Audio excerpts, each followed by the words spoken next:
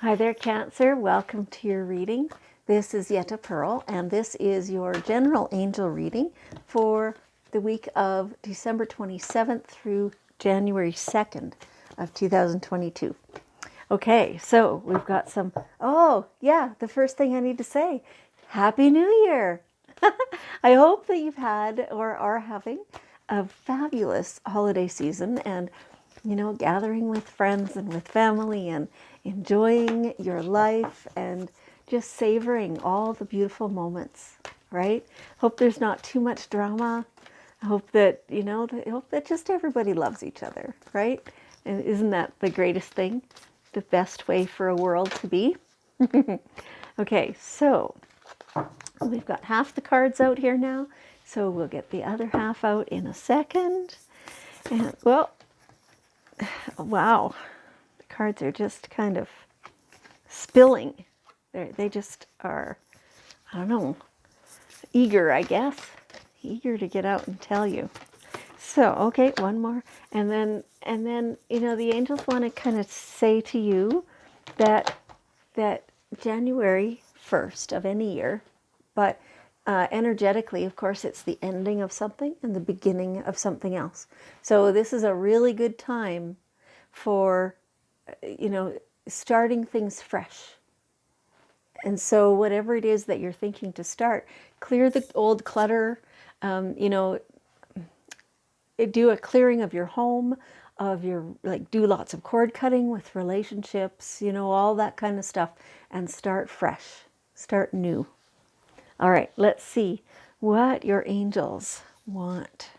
Okay, want to tell you. So, first of all, what is it that you need help with? There's something that you've been wanting to accomplish, but you're dragging your feet because maybe you don't really know how and stuff like that. And you can't just sweep everything under the rug. It's not going to go away. It'll just not be dealt with. And you got to do that. I mean, you got to face that and just do it. There is at least one helpful person around you who, you just have to ask. You just have to ask. What's going on? How come you won't just ask? You don't look stupid if you don't ask. It's kind of the opposite, actually. If you don't ask and then you don't deal with it, then you look stupid. So just ask, whoever it is that's around that you think, how do I do this? Or how do I deal with that thing? Or, I don't know, I even know how to fill out this stupid form, or, whatever it might be, right? Could be anything. Ask around. Somebody knows how. And so that will make it, number one, that task will get done. Or, otherwise dealt with, right? And then it makes it so that now you learn kind of how to do that. Or at the very least, you learn that there are no negative consequences from asking for help, right? Okay. And so they're giving me, this attitude, like when I'm sitting there going, just ask for help. It's kind of like, that's what they're giving me. That's the energy they're giving it to me. And so it's, angels don't feel impatience or things like that, but humans do. And so it's almost like the people around you are experiencing that kind of attitude in response to you not dealing with whatever it is you've been ignoring. So you need to get on that. It's time. It's time. And like this keeps saying, you don't have to do this alone. There's all kinds of support for you. And so, get the help. You don't have to handle everything. And like they said already, that if you don't deal with it, that's when things, go to hell, right? Like that's when things start to slide and it's not good. So just deal with that. Okay, all right. Okay, savings. Keep in mind that not all money has to be spent. Put some in savings. Or at the very least, be paying off debt with it rather than, buying something new. It's okay to have excess. It feels like, for a while, maybe you haven't had quite enough. And so then when you get a little more, you just want to spend, so that because it feels very prosperous. Change your perspective so that seeing your savings account balance is what feels prosperous, rather than seeing new stuff in your house, right? So let's actually read what it says. As you consistently save for your future is saved, right? Yeah. You do your future self a big favor as you consistently set aside present funds. This is a part of your self-care and path to feeling secure as you focus upon your life purpose. So yeah, it does. It's only reassuring for you, right? To have this savings account and to see it grow. Yeah, good job. Okay, so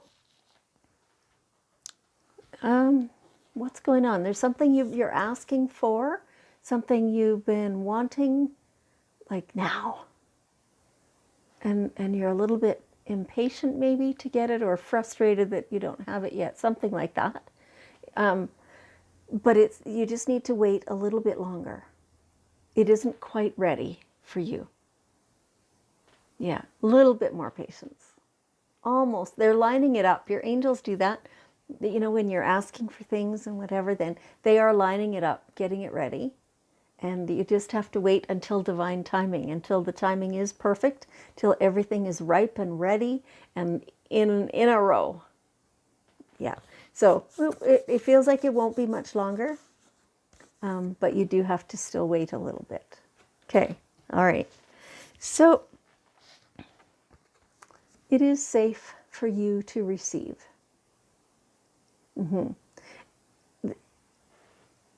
I'm not sure, like they're kind of not giving me any clues about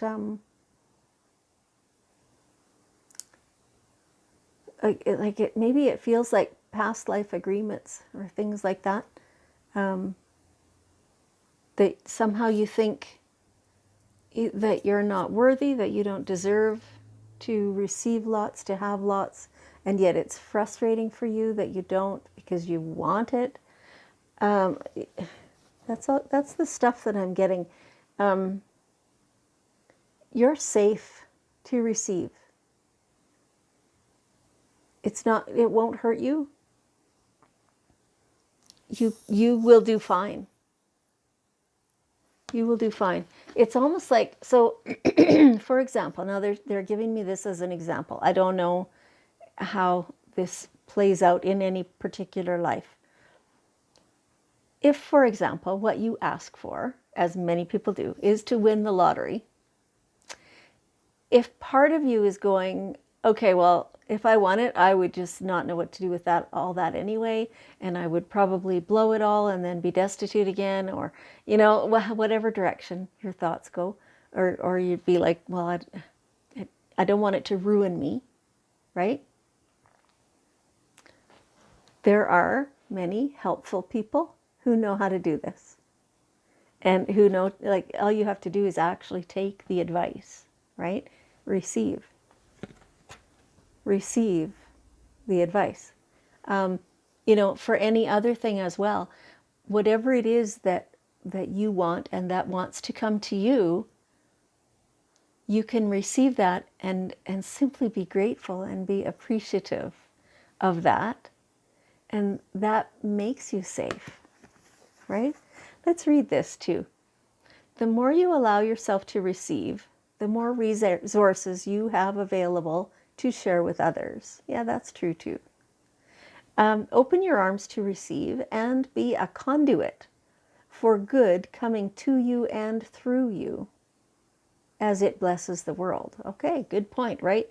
You don't have to keep it. You don't have to keep it.